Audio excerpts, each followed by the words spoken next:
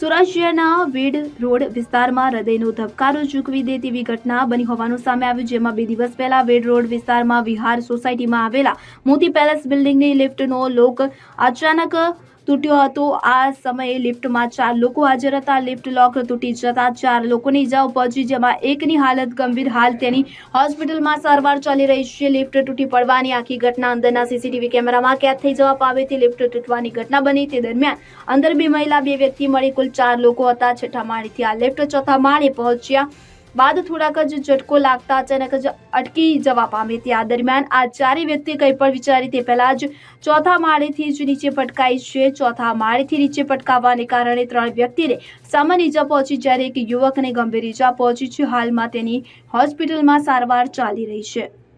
Bureau report CN24 news. હવે જુઓ દેશ દુનિયાની તમામ ખબરો તમારી આંગળીના ટેરવે।